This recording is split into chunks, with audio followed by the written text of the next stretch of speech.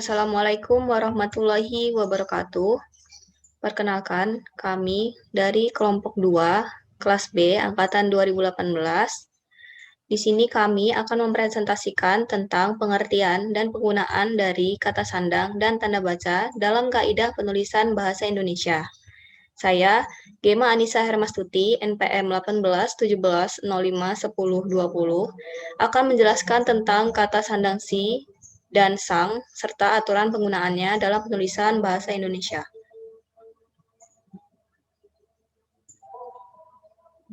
Selanjutnya,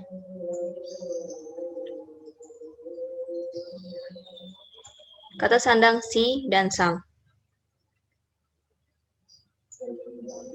Kata sandang merupakan kata yang tidak memiliki makna.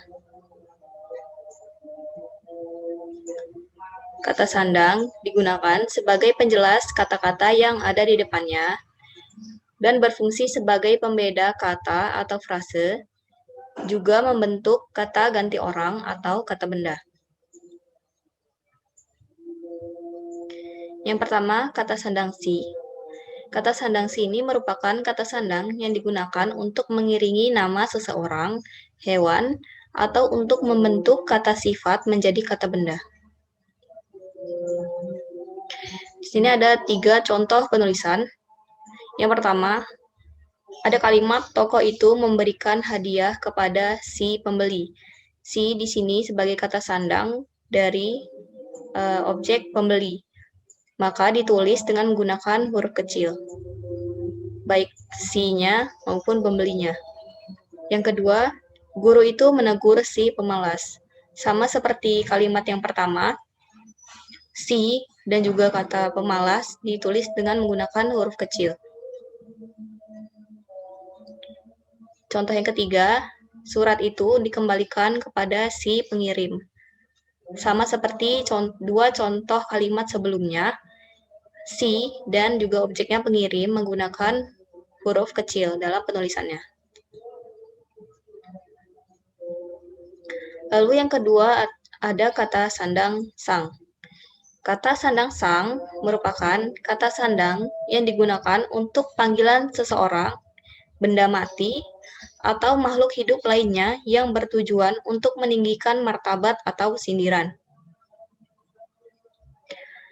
Contoh penulisannya, yang pertama ada kalimat, ibu itu menghadiahi sang suami kemeja batik. Maka sang di sini merujuk pada panggilan seseorang, yaitu suami, sang suami, sehingga penulisan sang dan juga objeknya suami menggunakan huruf kecil. Lalu kalimat yang kedua, sang ratu sedang bersantai di taman. Di sini sang menggunakan huruf besar karena berada di awal kalimat. Jika di tengah kalimat, maka menggunakan huruf kecil juga untuk objek ratunya. Jadi, sang ratu menjadi huruf kecil jika ditaruh di tengah kalimat. Yang ketiga, ada kalimat harimau itu marah sekali kepada sang kancil. Sang kancil di sini merujuk pada panggilan untuk makhluk hidup, yaitu kancil. Jadi penulisan sang dan kancil menggunakan huruf kecil. Lalu aturan penulisan yang kedua, kata sandang sang, huruf awal sang ditulis dengan huruf kapital jika sang merupakan unsur nama Tuhan. Selain itu, menggunakan huruf kecil seperti contoh-contoh sebelumnya. Maka di sini ada contoh penulisan.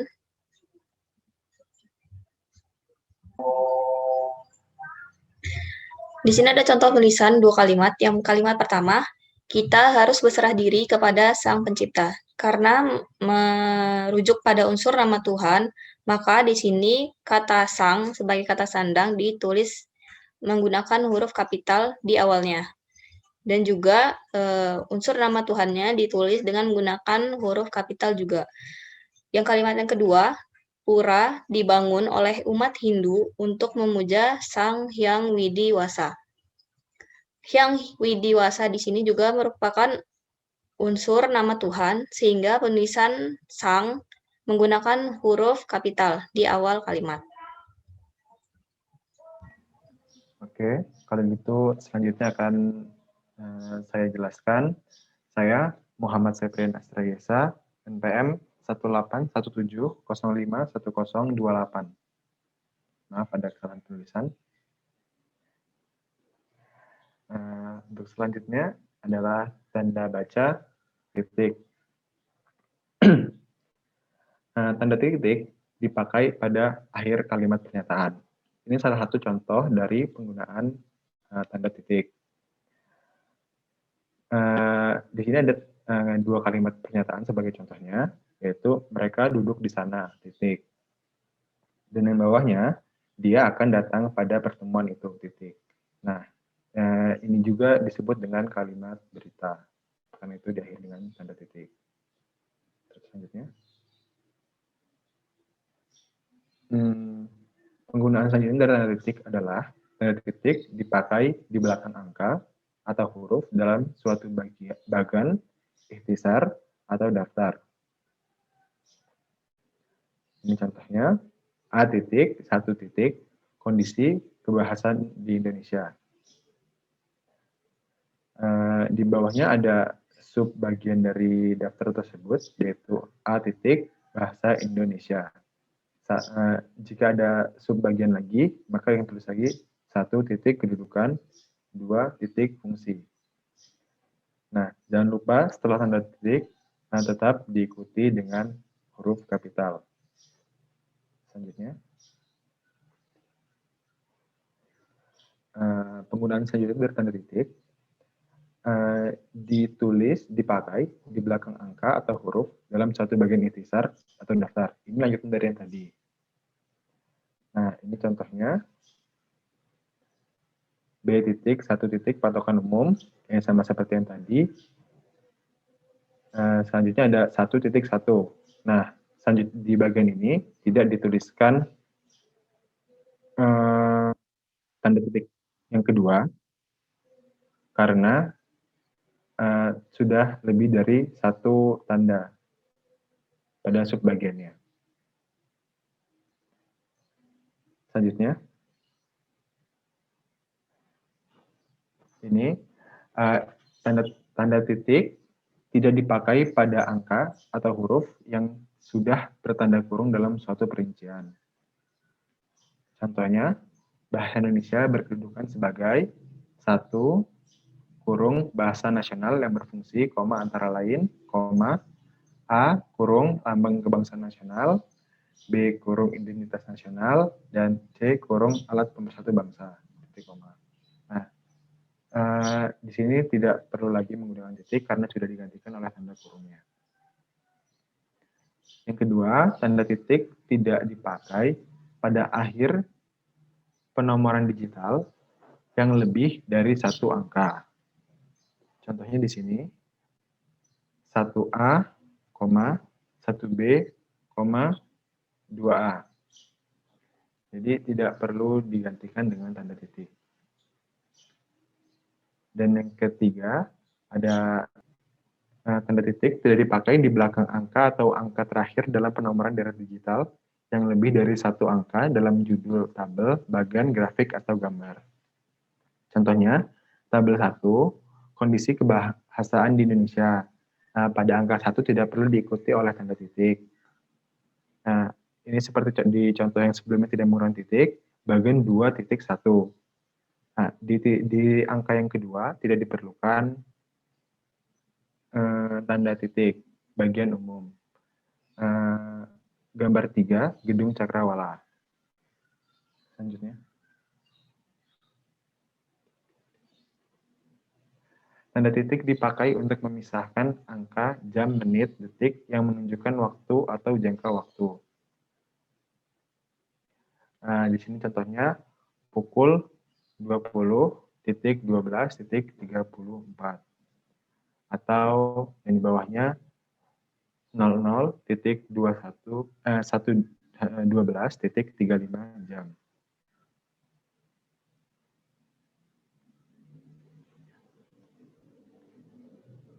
Tanda titik dipakai dalam daftar pustaka di antara nama penulis, tahun, judul tulisan, yang tidak berakhir dengan tanda tanya atau tanda seru, dan tempat terbit. Pusat Bahasa, Departemen Pendidikan Nasional, 2008, nah itu yang disebut dengan memisahkan antara tahun dengan penerbit dan judulnya. Peta Bahasa di Negara Kesatuan Republik Indonesia, Jakarta. Oke, sekian saja. Selanjutnya, nama saya Afifah, NPM 18170511068. Akan melanjutkan penggunaan tanda titik. Tanda titik selanjutnya itu dipakai untuk memisahkan bilangan ribuan atau kelipatannya yang menunjukkan jumlah. Contohnya, Indonesia memiliki 13.000 pulau. Jadi di sini menunjukkan jumlah pulaunya 13.000. Contoh selanjutnya, anggaran lembaga itu mencapai 250 miliar rupiah. Jadi setiap 03 akan dipisahkan tanda titik. 250.000.000.000 rupiah. Selanjutnya, tanda titik tidak dipakai untuk memisahkan bilangan ribuan atau kelipatan yang menunjukkan jumlah. Contohnya, dia lahir pada tahun 1999 di Tanjung Karang. Ini tidak menggunakan tanda titik pada 1.999 karena tidak menunjukkan jumlah, melainkan tahun lahir.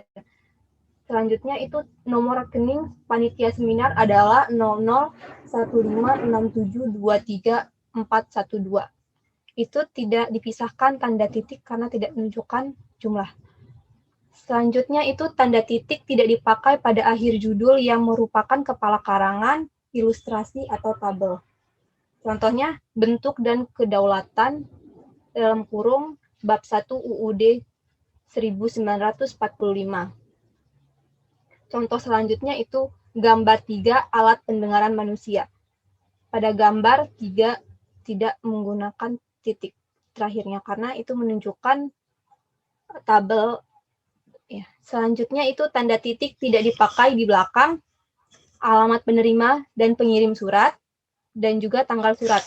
Contohnya yang terhormat Direktur Taman Ismail Marzuki, Jalan Cikini Raya nomor 373, Menteng, Jakarta 10330.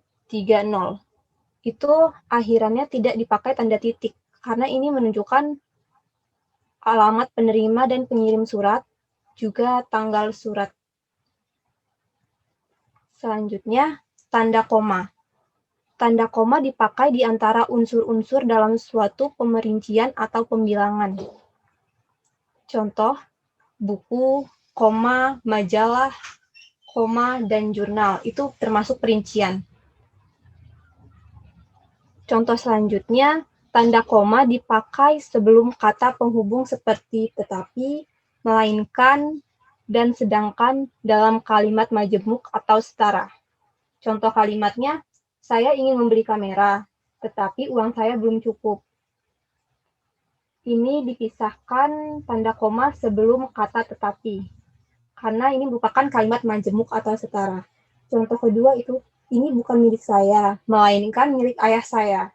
Dipisahkan tanda koma sebelum kata melainkan, karena ini merupakan kalimat majemuk setara atau setara. Selanjutnya, tanda koma dipakai untuk memisahkan anak kalimat yang mendahului induk kalimat. Contohnya, kalau diundang, saya akan datang. Contoh selanjutnya, karena baik hati, dia mempunyai banyak teman. Di sini induk kalimatnya merupakan, kalau kalimat pertama itu saya akan datang, sedangkan anak kalimatnya kalau diundang. Karena anak kalimat di depan, maka didahului tanda koma. Begitu juga kalimat kedua.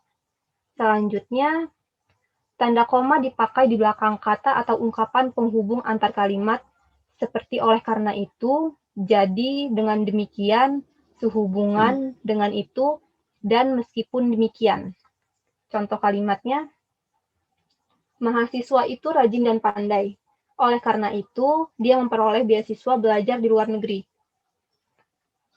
Dalam kalimat ini, setelah oleh karena itu memakai tanda koma. Contoh kalimat kedua, orang tuanya tidak mampu, kurang mampu. Meskipun demikian, anak-anaknya berhasil menjadi sarjana.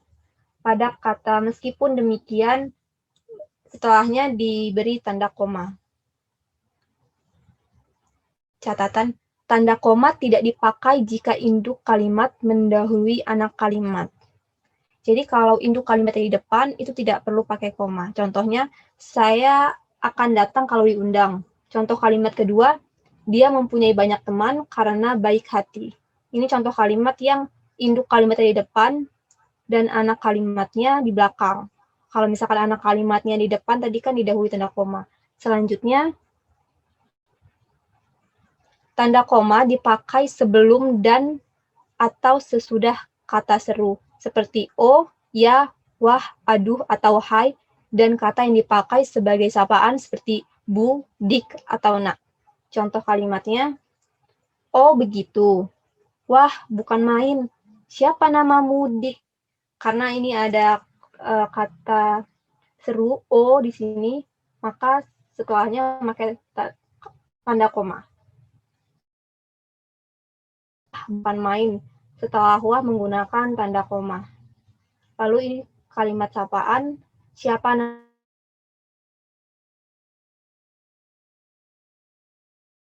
langsung dari bagian lain dalam kalimat. Contohnya, kata ibu saya, kita harus berbagi dalam hidup ini. Baik, saya Yuliviani Saputri akan melanjutkan presentasinya.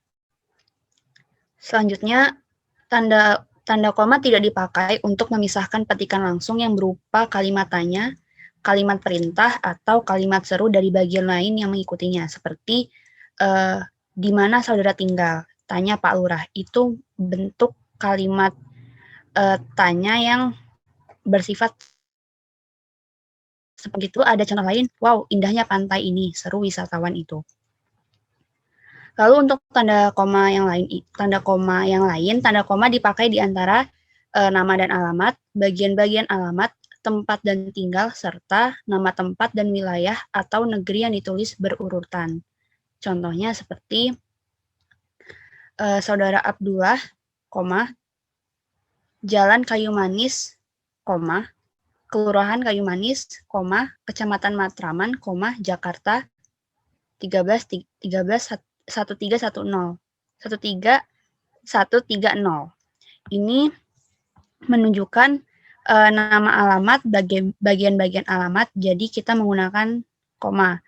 Adapun juga contoh lain seperti Dekan Fakultas Kedokteran, Universitas Indonesia, Jalan Salemba Raya 6, Jakarta.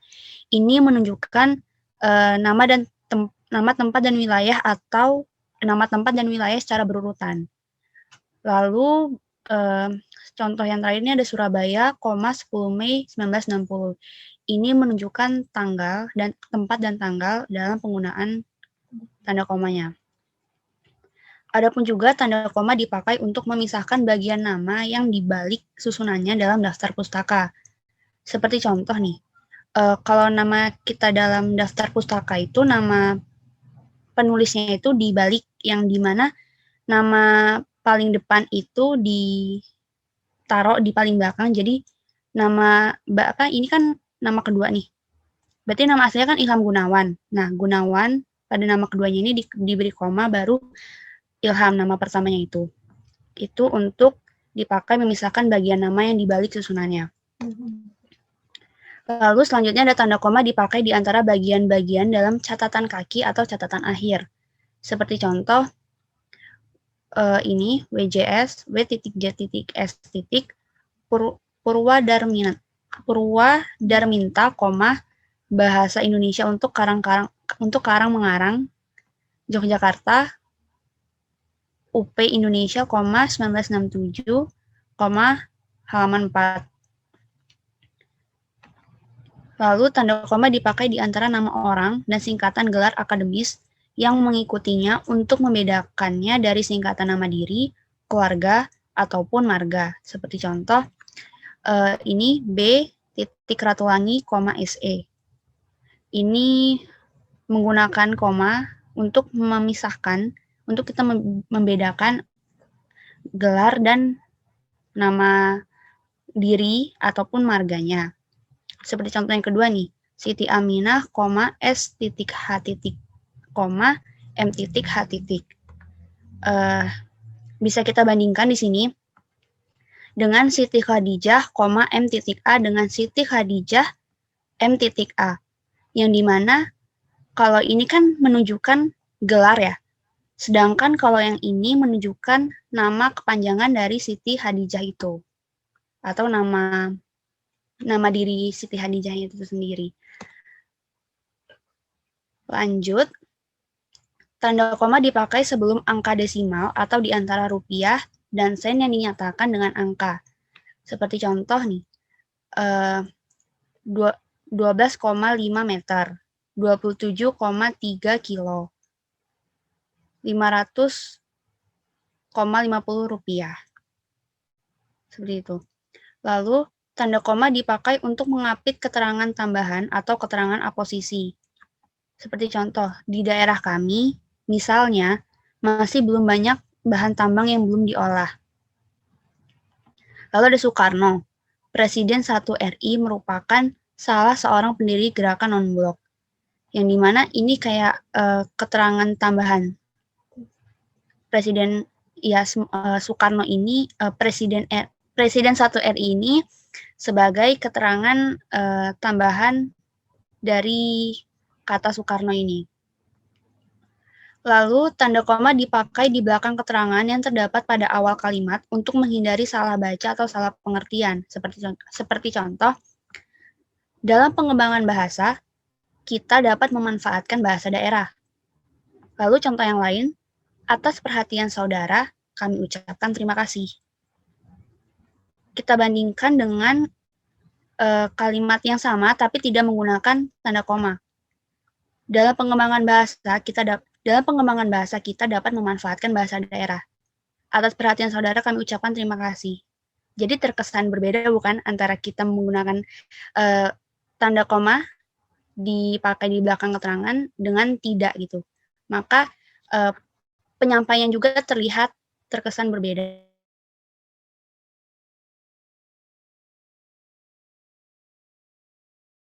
Mohon maaf. Saya akhiri. Wassalamualaikum warahmatullahi wabarakatuh.